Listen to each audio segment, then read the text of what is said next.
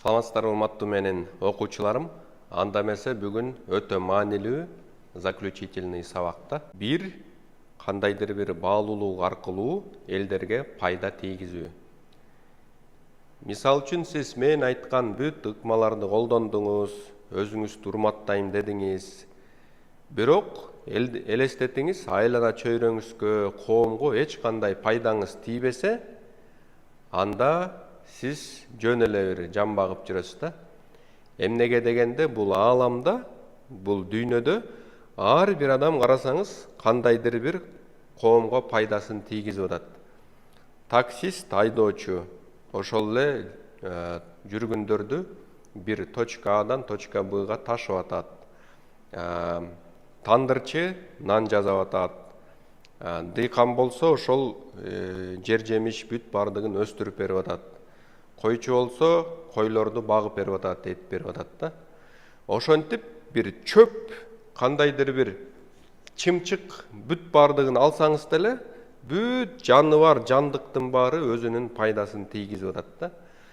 Ошон үчүн эмнеге адамдар көп? Мисал үчүн азыркы учурда 8 миллиард адам бар да. Ошол адам, ар бир адам кандайдыр бир өзүнүн миссиясын аткарганы келет экен.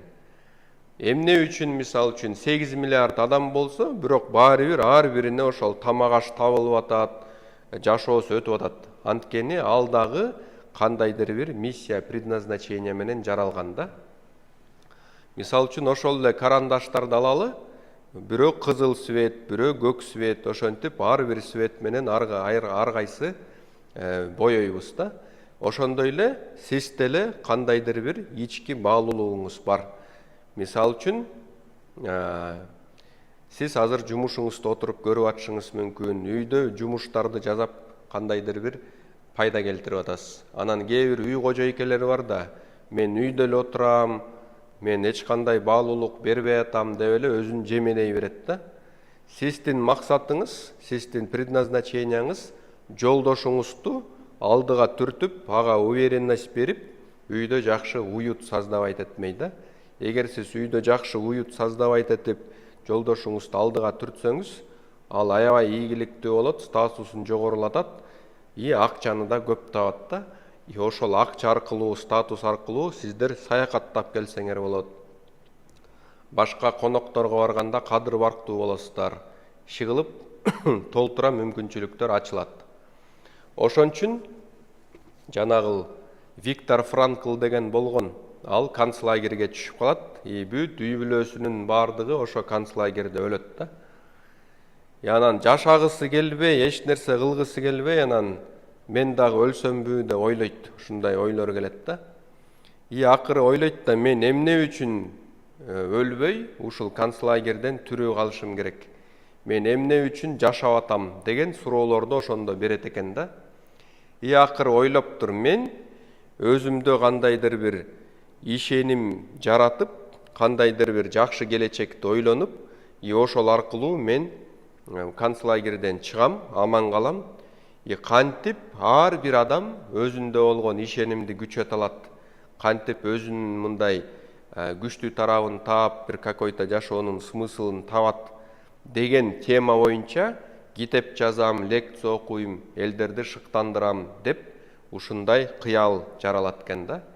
Ошол кыял аркылуу бул концлагерден аман калыптыр дагы. 60-тай жакын бир китеп чыгарыптыр.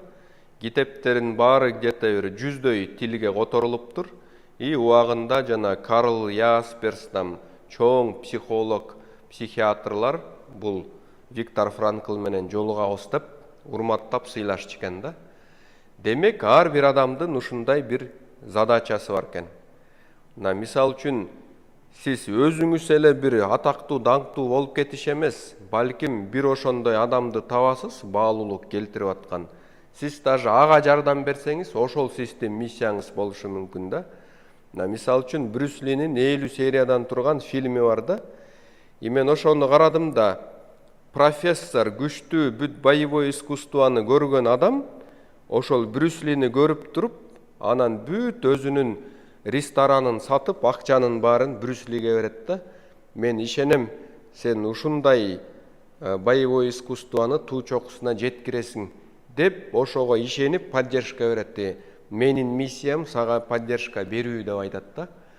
Ошон үчүн өзүңүз деле ойлонуп көрүңүз. Жана балдарыңызга жакшы тарбия берип, аларга шыктандырып, кандайдыр бир жол ачып берсеңиз, бул да сиздин миссияңыз болот да. Мына мен деле ойлойм, менин апам бүт өмүрүн ушул балдарыма жакшы билим тарбия берем деген кыял максат каалоосу менен чоңойтты да. Мен ойлойм, ошол апамдын миссиясы демек мени аябай жакшы мындай билимдүү кылып чоңойтуу болуптур да. Мен ошол билим аркылуу азыр элдерге кызмат кылып атам.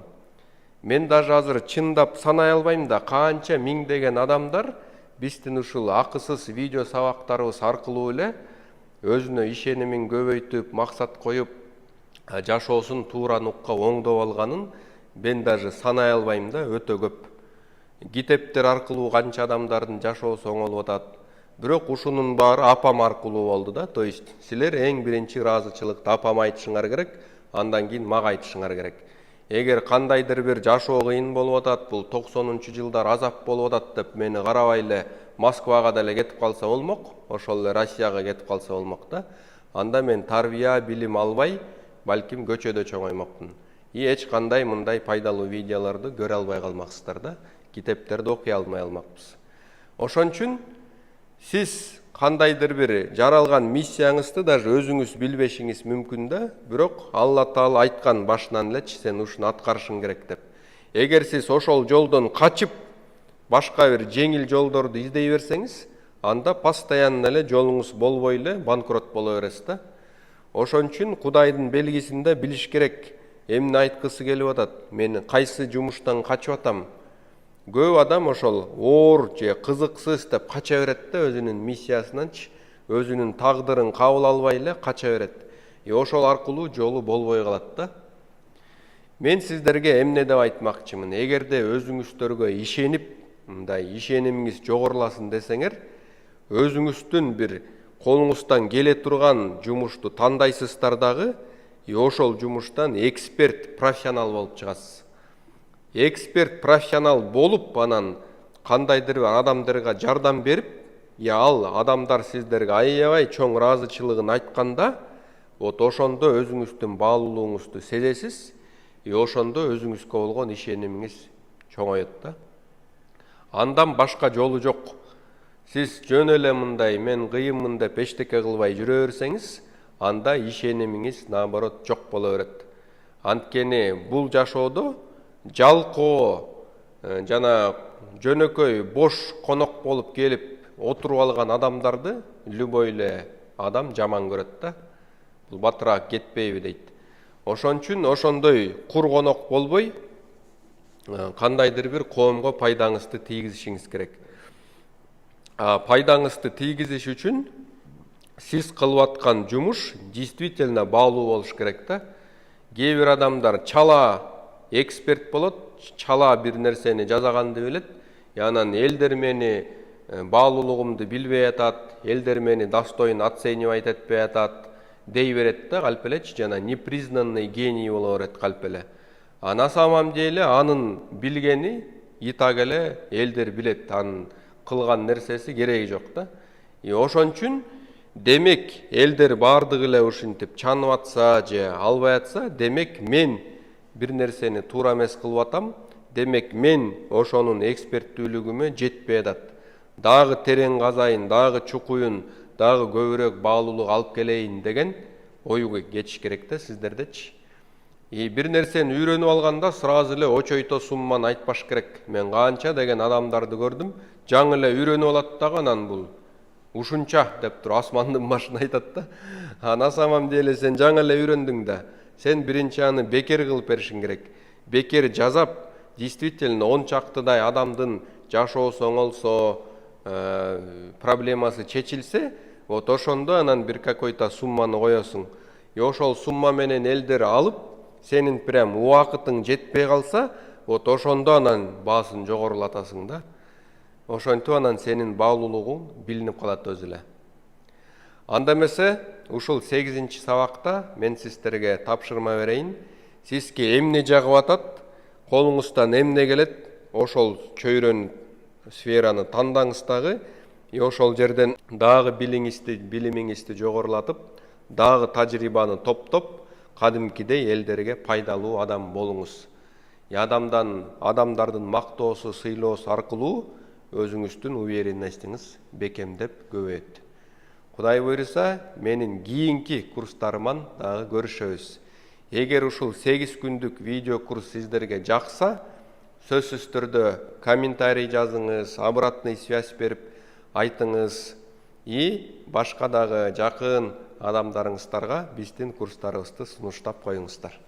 Кудай буйруса, дагы жолугушканга чейин сак саламатта болуңуздар.